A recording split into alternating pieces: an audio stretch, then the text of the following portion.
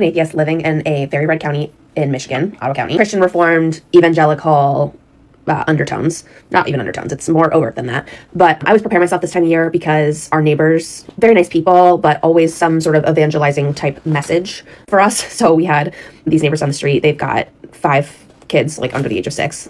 They homeschool. They dropped off Christmas cookies and a card. Very nice. But I was like, I know that there's going to be something in here about Jesus. And sure enough, there was a pamphlet talking about like why you should accept Jesus as your Lord and Savior. But what was shocking to me was this part of the pamphlet that literally describes the torture that you will experience in hell if you do not accept Jesus. And it's just crazy to me. Like, I have a religious upbringing. I know all the things, but it's wild to me that you would lead in, like that's your lead-in point to try to convert people. It's just shocking to me. If you are a Christian and you are evangelizing to people and they don't have a reaction, whether it's overly positive or negative, you're not really evangelizing all that well.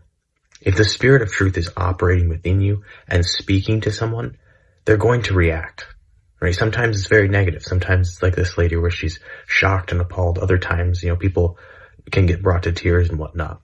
But there has to be that reaction. Right? The gospel is not an easy to hear message. It's intentionally difficult to hear, right? It contradicts so much of what we naturally want to believe. We have to reject ourselves, our own power, our own merit, and accept that we are not good enough on our own, that we need a savior. Those are not easy principles to accept.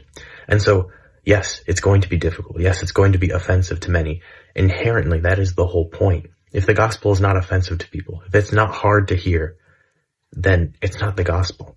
And so many people miss that. They say, I don't want to be a judgmental Christian. I don't want to be too pushy. I mean, if you're more concerned about stepping on people's toes than them going to hell, what kind of Christian are you? Are you more concerned about you being comfortable around your friends than them being damned? Like, that baffles me. You seriously want to get to heaven by stepping over other people's graves, essentially. And I don't get that. So obviously you don't want to be disrespectful or mean, but if the true gospel offends, then let it be offensive, right? Like, that's at the end of the day. And so if you're evangelizing and people aren't having that reaction, whether it be overly positive or negative, as I said before, then you really have to ask yourself if you are actually preaching the true gospel, because inherently the gospel does bring a reaction. And it calls, it's foolishness to some, and it's a saving gift of God's grace to others. But if there's no reaction, then is it really a gospel?